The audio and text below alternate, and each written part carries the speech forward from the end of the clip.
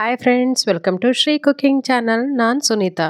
ತುಂಬಾ ಆರೋಗ್ಯಕರವಾದ ಹೆಲ್ದಿ ಕೂದಲಿಗೆ ನಾನಿವತ್ತು ಈ ಹೇರ್ ಆಯಿಲನ್ನು ಮಾಡಿ ತೋರಿಸ್ತಿದ್ದೀನಿ. ಇದನ್ನು ತುಂಬಾ ಈಸಿಯಾಗಿ ನ್ಯಾಚುರಲ್ ಆಗಿ ಹೇರ್ ಗ್ರೋತ್ ಹೇಗೆ ಮಾಡ್ಕೊಳೋದು ಅಂತ ತೋರಿಸ್ತೀನಿ. ನಾನು ನನ್ನ ಮಗಳಿಗೆ ಇದೇ ಥರನಾಗಿ ಹೇರ್ ಆಯಿಲನ್ನು ಅಪ್ಲೈ ಮಾಡ್ತೀನಿ. ಎಷ್ಟು ಚೆನ್ನಾಗಿ ಎಷ್ಟು ಉದ್ದ ಬೆಳೆದಿದೆ ನೋಡಿ. ಇವಾಗ ನಾನು 5 ಬೆಟ್ಟದ ನೆಲ್ಲಿಕಾಯನ್ನು ಈ ಥರನಾಗಿ ಕಟ್ ಮಾಡ್ತಿದ್ದೀನಿ. ಬೆಟ್ಟದ ನೆಲ್ಲಿಕಾಯನ್ನು ಯೂಸ್ ಮಾಡಿದೆ ಯಾವುದೇ ರೀತಿಯಾಗಿ ಡ್ಯಾಂಡ್ರಫ್ ಬರೋದಿಲ್ಲ. ತುಂಬಾ ಹೇರ್ ಗ್ರೋತ್ ಫಾಸ್ಟ್ ಗ್ರೋ ಆಗುತ್ತೆ.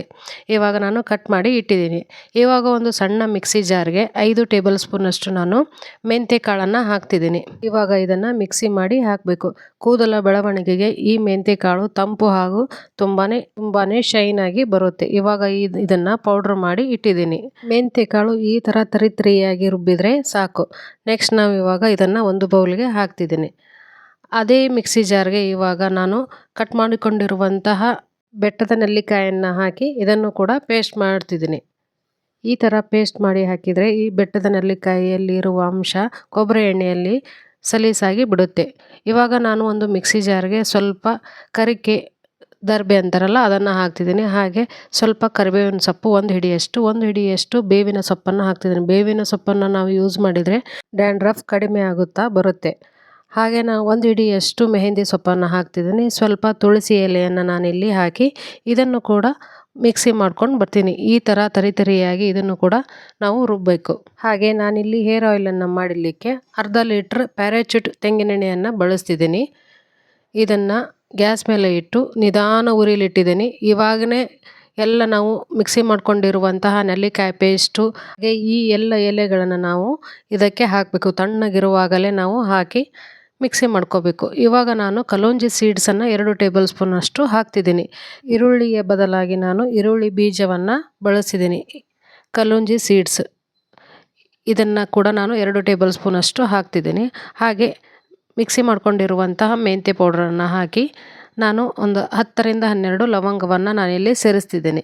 ಹಾಗೆ ದಾಸವಾಳದ ಹೂಗಳನ್ನು ನಾನು ಈ ರೀತಿಯಾಗಿ ಕಟ್ ಮಾಡಿ ಹಾಕ್ತಿದ್ದೀನಿ. ನಿಮಗೆ ಯಾವ ತರಹದ ಹೂಗಳು ಅವೈಲೇಬಲ್ ಇದೆ ನೋಡಿ ದಾಸವಾಳದ್ದು, ಅದನ್ನು ನೀವು ಇದರಲ್ಲಿ ಸೇರಿಸಬಹುದು. ನಿಧಾನ ಉರಿಯಲ್ಲಿ ಎಣ್ಣೆ ಈ ಪ್ರೊಸೆಸಿಂಗ್ ಪೂರ್ತಿ ಮುಗಿಯೋ ತನಕ ನಾವು ನಿಧಾನ ಉರಿಯಲ್ಲಿ ಇಟ್ಟು ಕಾಯಿಸಬೇಕು. ಇದನ್ನೆಲ್ಲ ಹಾಕಿ ಚೆನ್ನಾಗಿ ಈ ಥರ ಮಿಕ್ಸ್ ಮಾಡಿ ನಿಧಾನ ಉರಿಯಲ್ಲಿ ಇಡಬೇಕು. ಯಾವುದೇ ರೀತಿಯಾಗಿ ನಾವು ಮೀಡಿಯಮ್ ಫ್ಲೇಮು ಹೈ ಫ್ಲೇಮಲ್ಲಿಟ್ಟರೆ ಬೇಗ ಕಪ್ಪಗಾಗುತ್ತೆ. ನಿಧಾನ ಉರಿಯಲ್ಲಿ ನಾವು ಈ ರೀತಿ ಮಾಡ್ತಾ ಹೋದರೆ ಎಣ್ಣೆ ಲೈಟಾಗಿ ಕಲರ್ ಚೇಂಜ್ ಆಗ್ತಾ ಹೋಗುತ್ತೆ. ಕೇವಲ 10ರಿಂದ 15 ನಿಮಿಷಗಳಲ್ಲಿ ನಾವು ಈ ಹೇರ್ ಆಯಿಲನ್ನು ಮಾಡಿ ಮುಗಿಸ್ಬೋದು. ಇವಾಗ ನೋಡಿ ಹಾಗೆ ಕಲರ್ ಚೇಂಜ್ ಆಗ್ತಾ ಹೋಗುತ್ತೆ. ನಾವು ಹಾಕಿರುವ ಈ ಎಲ್ಲ ಎಲೆಗಳು ಮತ್ತು ನೆಲ್ಲಿಕಾಯಿ ಹಾಗೆ ಮೆಂತ್ಯ ಕಾಳನ್ನು ನಾವು ಮಿಕ್ಸಿ ಮಾಡಿ ಹಾಕಿದ್ವಲ್ಲ ಎಲ್ಲವೂ ಎಣ್ಣೆಯಲ್ಲಿ ಬಿಡ್ತಾ ಹೋಗುತ್ತೆ. ತುಂಬಾ ಈಸಿಯಾಗಿ ಕ್ವಿಕ್ಕಾಗಿ ಮಾಡ್ಕೋಬಹುದು. ಯಾರೆಲ್ಲ ನಮ್ಮ ಚಾನಲನ್ನು ನೋಡ್ತಾ ಇದ್ದೀರಾ ದಯವಿಟ್ಟು ನಮ್ಮ ಚಾನಲನ್ನು ಸಬ್ಸ್ಕ್ರೈಬ್ ಮಾಡಿ. ಹಾಗೆ ಪಕ್ಕದಲ್ಲಿರೋ ಬೆಲ್ ಬಟನ್ನ ಕ್ಲಿಕ್ ಮಾಡಿ ಆಲ್ ಅಂತ ಸೆಲೆಕ್ಟ್ ಮಾಡಿ. ನಾವು ಮಾಡೋ ಪ್ರತಿಯೊಂದು ಹೊಸ ರೆಸಿಪಿಯು ನಿಮಗೆ ಮೊದಲು ಬರುತ್ತೆ. ಇವಾಗ ನೋಡಿ ಎಷ್ಟು ಚೆನ್ನಾಗಿ ಕಲರ್ ಬಂದಿದೆ ಅಂತ. ಇದೇ ರೀತಿಯಾಗಿ ಈ ಕಲರ್ ಬರೋ ತನಕ ನಾವು ಕುದಿಸ್ತಾ ಇರಬೇಕು. ಇವಾಗ ಗ್ಯಾಸನ್ನು ಆಫ್ ಮಾಡಿ ತಣ್ಣಗಾಗಲಿಕ್ಕೆ ಬಿಡಬೇಕು. ಸ್ವಲ್ಪ ಹೊತ್ತು ತಣ್ಣಗಾದ ಮೇಲೆ ಒಂದು ಗ್ಲಾಸಿನ ಕಂಟೈನರ್ಗೆ ನಾವು ಇದನ್ನು ಸೋಸ್ಕೋಬೇಕು. ಅರ್ಧ ಲೀಟ್ರ್ ಕೊಬ್ಬರಿ ಎಣ್ಣೆಯಲ್ಲಿ 2ರಿಂದ 3 ತಿಂಗಳು ನಾವು ಯೂಸ್ ಮಾಡ್ಬೋದು. ಎಷ್ಟು ಚೆನ್ನಾಗಿ ಕಲರ್ ಬಂದಿದೆ ನೋಡಿ. ಈ ಥರನಾಗಿ ನೀವು ಒಂದ್ಸಲ ಹೇರ್ ಆಯಿಲ್ನ ಮನೆಯಲ್ಲಿ ಟ್ರೈ ಮಾಡಿ ನೋಡಿ. ತುಂಬಾ ಸ್ಟ್ರಾಂಗ್ ಆಗಿ ಹೆಲ್ದಿಯಾಗಿರುವ ಕೂದಲು ನಿಮ್ಮದಾಗುತ್ತೆ. ಇದೇ ಥರನಾಗಿ ಎಲ್ಲ ಎಣ್ಣೆಯನ್ನು ಸೋಸ್ಕೊಂಡ ನಂತರ ಈ ಪಾತ್ರೆಯನ್ನು ಈ ಥರದಲ್ಲಿ ಇಟ್ಟರೆ ಎಣ್ಣೆ ಎಲ್ಲ ಒಂದು ಸೈಡ್ ಬಿಡ್ತಾ ಹೋಗುತ್ತೆ. ಆವಾಗ ನೀವು ತೆಗೆದು ಹಾಕ್ಬೋದು. ಎಷ್ಟು ಚೆನ್ನಾಗಿ ಬಂದಿದೆ ನೋಡಿ ಹೇರ್ ಆಯಿಲ್ ಅಂತ. ನೀವು ಒಂದ್ಸಲ ಇದೇ ರೀತಿಯಾಗಿ ಟ್ರೈ ಮಾಡಿ ನೋಡಿ. ಈ ವಿಡಿಯೋ ಇಷ್ಟ ಆದರೆ ನಿಮ್ಮ ಫ್ರೆಂಡ್ಸ್ ಆ್ಯಂಡ್ ಫ್ಯಾಮಿಲಿಗೆ ಶೇರ್ ಮಾಡಿ.